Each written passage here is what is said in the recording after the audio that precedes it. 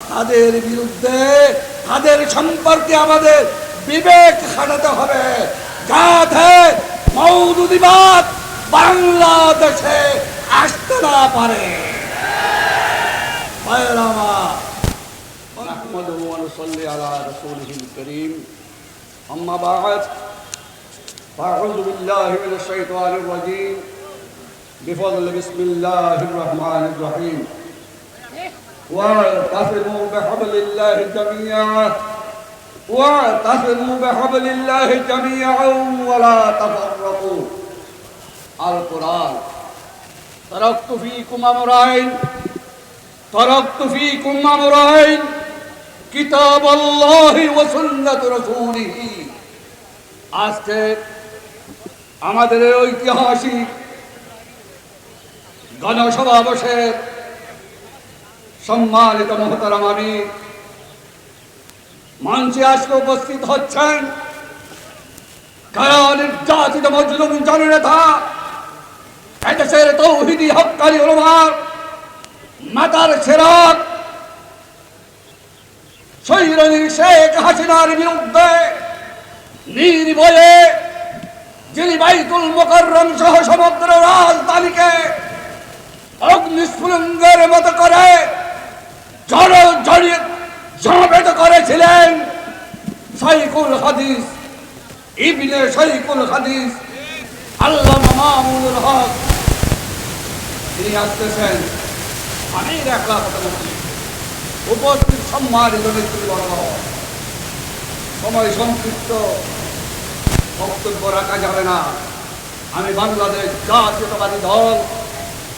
জাতীয়তাবাদী দলের প্রতিষ্ঠাতা, এদেশের স্বাধীনতার ঘোষক, মহান স্বাধীনতার ঘোষক শহীদ রাষ্ট্রপতি জিয়ার সুযোগ্য উত্তরসূরি, আজকের 36শে জুলাইয়ের আন্দোলনে ছাত্র জনতাকে একত্রিত করে ফ্যাসিস্ট হাসিনা সরকার উৎখাতের জন্য জামায়াতের ভাই আমাদের নেতা বিএনপির ভারপ্রাপ্ত চেয়ারম্যান জননেতা জনাব তারেক রহমানের পক্ষ থেকে এই তৌহিদি জনতাকে সালাম জানাচ্ছি, শুভেচ্ছা জানাচ্ছি। ভাইয়েরা আমার, আপনারা জানেন আমাদের মিটিং 18 তারিখ ছিল। আমি মহাসচিবকে বলেছিলাম আল্লামা মামুনুল হকের মিটিং 18 তারিখ, আমাদেরকে একদিন আগে আনেন। আমরা গতকালকে মিটিং করেছি। ভাইয়েরা আমার, বন্ধুরা আমার, तौहीद की अमानत सीना में है हमारे, आसान ही मिटाना नाम निशा हमारा, चीन अरब हमारा, हिंदू सतह हमारा, मुस्लिम है हम वतन है, सारा जहां हमारा।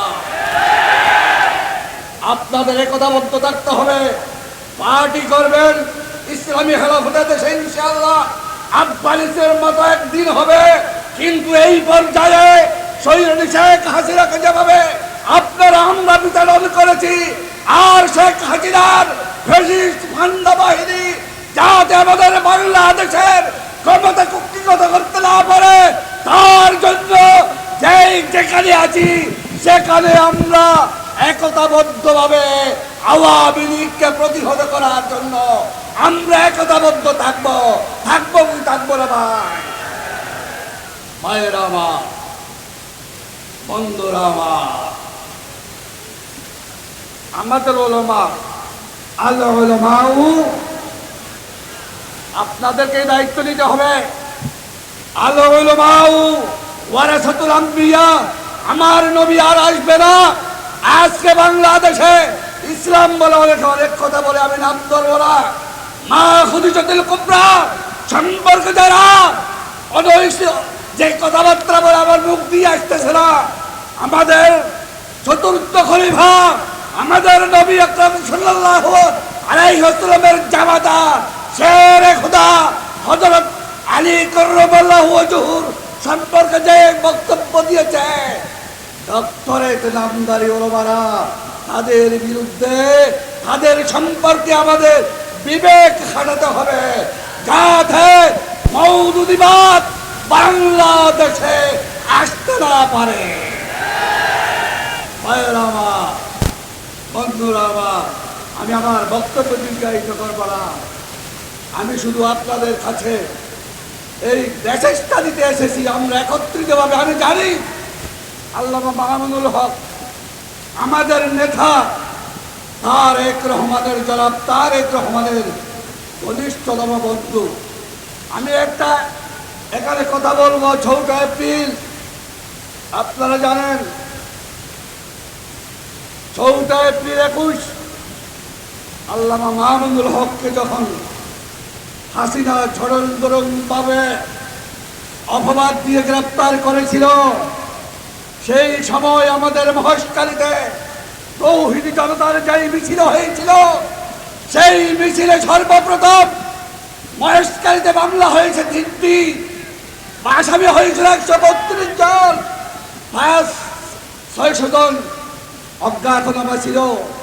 আমাদের ছাত্র দলের আহ্বায়ক মুশকিল শাখার প্রথম মামুনুল হকের মামলার আসামি সেই জেল কেটেছে। আমাদের মহেশখালীর কুইন হোটেল যুব দলের সভাপতি ভাঙচুর হয়েছে, আমাদের মহেশখালীর ছেলেরা জানে। সেই মামলা এখন আছে নাই, থাকবে না। আওয়ামী লীগ যেভাবে ডুবে গেছে, সেভাবে আমরা এখান থেকে, বাংলাদেশ থেকে সেকুলারিজম, সমাজতন্ত্র এই বাংলাদেশ থেকে বিতাড়িত করে আমরা ইসলামের পথে ধাবিত হই ইনশাআল্লাহ। ধন্যবাদ।